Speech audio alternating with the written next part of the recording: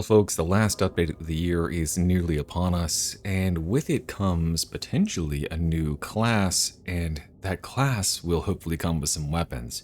And that got me thinking, what other weapons could Fatshark be bringing to Darktide? There are certainly a big host of them out there they could be pulling from. The lexicons for the Astra Militarum are a great place to start. But we're going to go over today 5 of my top picks for weapons that they should bring to Darktide. Now today we'll just be talking about range weapons because I've been on kind of a range weapon kick lately, but in the future I do intend on talking about melee weapons, so put your favorite melee weapon selections down in the comments. Remember to like and subscribe. As far as criteria, I tried to pick weapons that would fill in gaps in the existing power structure, try to bring weapons to classes that don't have certain strengths, and also really wanted to think of things that would actually be feasible to add to the game. So I'll be talking about exactly what role it could play, for which classes it'll be exclusive to, and whether or not I think it's likely that they'll actually be implementing any of these weapons in reality. Starting at number 5 with the classic grenade launcher. Now, the grenade launcher has been oft demanded from players for quite a while now. I think most players conceptualize it as a veteran weapon primarily, but the veteran already has plenty of grenades. What if we gave this to one of the classes that doesn't have so many grenades at their side? And I would choose both the Zealot and RBDs to also be recipients of this weapon, perhaps keeping it away from Psychers. It doesn't really make sense to me to have a Psyker with a grenade launcher, but the Zealot is very akin to like a Sister of Battle, and they are commonly equipped with grenade launchers, and an RBDs is effectively a militarized police force, and they would definitely be utilizing grenade launchers to breach and clear enclosed spaces. So these sort of tools are pretty well employed in the Astra Militarum, so we've got great basis in lore for them existing. In fact, there's even one model that's very common called the Voss, and the Voss is famed for having pretty poor accuracy apparently, and also it has a magazine, so we'd end up having 6 shots in the chamber, and then you'd have to reload, and those shots can be either crack or fragmentation, so perhaps we could have 2 different marks, very much akin to the bolter right now, where we have a direct damage single target killer and we have an AoE denial, but with the just general boon of having it have an explosive radius. And also, grenade launchers are just very fun. The ability to arc them over low obstacles and get that trajectory just right is a good experience for the players. And I think it would add a lot of oomph to the classes, at least the RBDs and the Zealot, because a lot of their grenades aren't really grenades, right? There's no explosives on the Zealot at all. We've got stun grenades, but no direct damage. The RBDs does have impact grenades, but maybe you want to bring this in addition to your shock mines or in addition to your dog explosions. For the veteran, it might be a little bit overkill, but I can only fantasize about the all-grenade veteran who uses a grenade launcher and all the grenade perks. It would be very, very funny indeed, and I think it's probably not a controversial opinion to say Darktide just needs more explosions, right? Explosions are awesome, grenades are awesome, let's get some more in here. That's why number 5 is going to be the grenade launcher. My next pick in the 4th slot would be for the Psyker, and of course, we're bringing the Psyker a 5th staff type. Now, right now, the Psyker is limited to the Electrokinetic, the Void Strike, the Void Blast, or the Inferno staff, but this 5th staff would actually fit a role that none of those is currently covering. It would be the Molten Beam staff. Very much similar to Sienna's Beam Staff from Vermintide 2, the Molten Beam Staff is an existing Psyker power within the 40k universe, so very much available as IP for Fatshark to draw from, and as Lord, it concentrates on one target, building up increasing damage, increasing heat, which can even melt the strongest of armor. So imagine you have a crusher in front of you. With the first second or so, it doesn't actually deal any damage, but once that beam starts ramping up, it melts away their armor, perhaps applies 100% brittleness to them, and effectively renders them very vulnerable to anybody's damage. This could also act as perhaps the only staff in the Psyker's kit that is actually good at taking out large single targets, such as bosses. Right now, there's not really a whole lot of good damage for bosses out of the Psyker staff selection. So if we give them the beam staff and you can concentrate on that one target and hold your position while the team holds the enemies back from you, you can absolutely melt away a target as you increasingly stack damage and burns and all that on the foe. It would also allow the Psyker to diversify. Instead of focusing on Soul Blaze, this weapon instead uses actual burns to deal a large majority of its damage. As far as implementation and the reality of bringing something like this to the game, I definitely think that fatshark is probably interested in bringing another staff to Psyker. Staves are very cool and very iconic, very representative of Psyker powers, and this one seems pretty no-brainer to add, considering Sienna from Vermintide 2 had this power already. So it would be a return to form, and it was definitely a very, very popular sniper/sustained DPS weapon in that game as well. So I hope to see it here, and I hope Psykers can get a new staff very soon. Next up in the number 3 slot, I gotta give my boy Ogryn something, because this guy has been in bad ranged weapon jail for a while. He has, of course, the Rumbler, and he's got the Kickback, which has a near and dear place in everybody's heart, but the two weapons that are the most emblematic of the Ogryns as represented in lore are the Ripper Gun and the Twin Link Stubber. Both of these weapons are at the worst of their ability and the worst they've ever been. And I think if fatshark is going to start anywhere to help the Ogryns' range arsenal, they should start right here at home with the Ripper and the Twin Link Stubber. Both these weapons need massive power increases. Even just based on the comparisons within the game, the Ripper Gun is supposed to be an automatic shotgun that's just Ogryn sized. How much damage should that deal? Then explain why a double-barreled shotgun does more than it. A humanoid-sized shotgun shell should do nowhere near how much an Ogryn-sized Ripper Gun shell should, and to boot, it has terrible handling and is very slow to equip. Then you also have the Twin Link Stubber, which had its heyday back a year or so ago, but it is a heavy machine gun that the Ogryn is lugging around underneath his arms, and this thing does less damage than a recon lasgun carried by a comparably equipped veteran. So I am not pleased with the performance of either of these weapons, and they are very, very iconic, at least as far as the Ogryn, which is a very unexplored entity in a lot of lore, can be iconic. And yeah, let's go ahead and fix those up first. But as far as what new weapon I think should be brought to the Ogryn, well, that's a very interesting exercise for fatshark to explore. Because since Ogryn is very unexplored in a lot of lore, he is basically a blank slate. In fact, they've been creative with him so far to add in the weapons that he currently uses.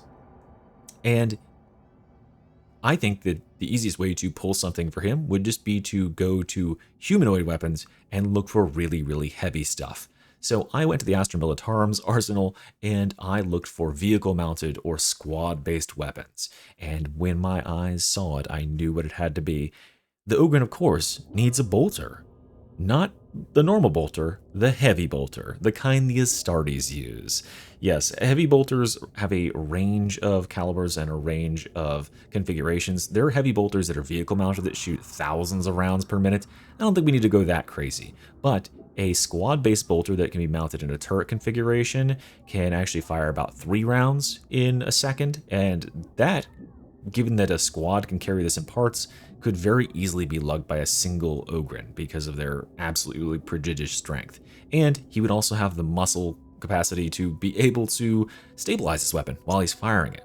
As far as which role this weapon would fill, well, we've got the Ripper Gun for close to medium range shredding of light armored targets, hordes and all that. We've got the single barrel heavy stubber for targeting long distance snipes effectively, but we don't really have anything for armor elimination and tank busting. So if we want to get rid of crushers, there's no weapons in the Ogryn arsenal right now, excepting maybe the Rumbler that do that very well at all. And the same thing goes for bosses. It would be very cool to have something akin to how the bolter operates for the Zealot, just Ogryn sized. And this also fits with the Ogryn's lore of pretty much all of their weapons being extremely, extremely simple, dumbed down to the point of pull the trigger and hold until it starts clicking. And that would very much make the Ogryn happy to be able to fire a weapon with that much thunderous kickback and noise. And I could not wait to see the devastation that an Ogryn with a bolter of that size. By the way, bolters, heavy bolters, have a projectile diameter of about 1 inch, which is crazy. Like, that is a thick piece of metal as you're plunging through the enemy at 1,000 miles an hour. So Very cool. I could definitely see it coming to Darktide because they're short on ranged weapons in general, but they've got so many to pick from the Ogryn since he is such a blank slate. Only time will tell there. Let's go on to number 2, and this one is going to be very, very popular in the comments. Guys, at number 2, it's Hotshot. We gotta get a Hotshot las in here. In fact, they're already in the game. This is why this is probably my number 1 pick as far as the likelihood of it being included in the game. The gunners, the scab gunners, currently use Hotshot las to attack us. Hotshot las guns, for those of you who are uninitiated, are effectively beefed up regular las guns. They have increased heat capacitors. They have battery packs that you wear on your back as a massive capacitor, and they have like hoses that basically that connect and funnel energy in, and they can fire in large streams of shots that go hundreds of bullets long without needing to recharge. So this weapon, as far as like how it would be implemented and what class it would be appropriate for, I think it would have to be a veteran weapon, right? Only the veteran would be skilled or would have the appropriate training to use a rapid fire, like basically a heavy machine gun variant of the lasgun. This weapon could take a role very similar to what the Zealot's Flamer does, where you pull this weapon out once you have established a good firing position, and as long as your team can keep you safe and from getting attacked by enemies while you are gunning, you can unleash untold hell upon everything that's in front of you. Now, instead of a flamer, which has a relatively short range, the Hotshot las has as much range as a lasgun does. And these weapons, as they fire, they actually heat up and their rounds can penetrate armor. So this weapon could actually serve as a pretty withering amount of DPS into large hordes of flak armored and carapace armored enemies. As far as how to balance this weapon, because, you know, balancing any ranged weapon with the veteran is a scary task indeed. I actually had some thoughts about this. This weapon should be heat limited. Instead of having a magazine capacity, since the magazine is not an operative feature of the Hotshot, it usually just drains its energy directly from those capacitor banks that are on your back. They could instead limit the amount of time you can fire by having a heat gauge, just as the plasma gun does. And if you overheat the heat gauge, you are going to be locked out of using the gun for a certain amount of time. So it comes down to the player's skill and the operator's, diligence at using it to not overheat the weapon and burn out your capacitor bank for a little while. And this will also serve another purpose as far as balancing this gun. Of course, it is a laser gun, and you have to foresee that every veteran that gets their hands on it will be using it with the Shock Trooper talent, which grants free ammo when you fire a ranged or a laser weapon and get a crit. So if this weapon was not limited in terms of how long it could fire and you get a lot of crits, well, you could ostensibly fire for 30, 60 seconds at a time without being interrupted. That seems a little bit excessive, especially considering the amount of damage these things can pump out in lore. So as long as we are constraining it with some sort of heat capacity, the veterans can still get the benefit of reducing their ammo consumption per second by having the Shock Trooper equipped, but they won't be able to unduly extend the length of their volleys such that it just is a never-ending barrage. But this weapon is already in the game. It's already modeled. In fact, it's already rigged because the enemy gunners use the gun, so there's already model rigging done for an enemy holding a weapon like this. It's going to be translated one-to-one over onto our characters. As far as like utilizing it as a player, just as I said before, setting up very slow movement speed when you have it equipped, you would probably have to have some sort of backpack on your character full time as you had it, which I could see conflicting with a few of our cosmetics from time to time, but I'm certain they could find some way to make that work. And just having it be a pretty slow moving and placement style weapon would be something we haven't explored a whole lot. There are certainly slow moving weapons like the heavy stubber for the Ogryn, like the flamer for the veteran, or for the zealot, but there's nothing on the veteran that hits that role, and people really want to go daka. People really want to hold down the trigger and just destroy a whole horde, and doing that with a stream of Hotshot las fire has got to be one of the more satisfying ideas that I've ever thought of in the game. Now there is a bullet variant of this. There's a heavy machine gun, or sorry, a light machine gun it would be, that's carried by the Dreg gunners, but I think that as far as my money goes, the Hotshot las that's on those scab gunners has got to be the pick. It's just so iconic, and it would be such a cool weapon to just destroy everything in front of you and watch your team defend and hold the line as you just do what you're supposed to do out there in the Emperor's service. Let's go on to number 1, and I know this is going to come as no surprise to you guys, but at number 1, it's gotta be the Melta. The Melta gun is effectively, imagine a plasma gun for the veteran, but just charge it up a little bit extra, put a couple of extra pumps of energy in that thing, and then take the focusing lens off of it. This thing shoots superheated energy in a cone shape, let's say, and for a short to medium range in front of you. Just a big gout of melting energy, of heat energy. And this thing penetrates armor, cuts through flesh. It is incredibly, incredibly high damage, and it's used to not only annihilate high threat single target armored enemies, but also to just erase and level the odds in terms of numbers of enemies grouped around you. Imagine a energy-based shotgun that has a tremendous amount of damage. Now, this weapon has been demanded for a very long time by the player base, and for obvious reasons. It's one of the more iconic weapons within 40k. It's been in a lot of other games, and I think that it is certainly on fatshark's radar as far as bringing to the game. As far as which class it should be on, though, I think this is the interesting discussion, and I might make people mad here, but I do not think that this should be a veteran weapon. Veteran has enough going on already. Veteran's got the plasma gun. I think the veteran has enough power weapons, especially if the veteran gets Hotshot, right? We don't need him also having this thing.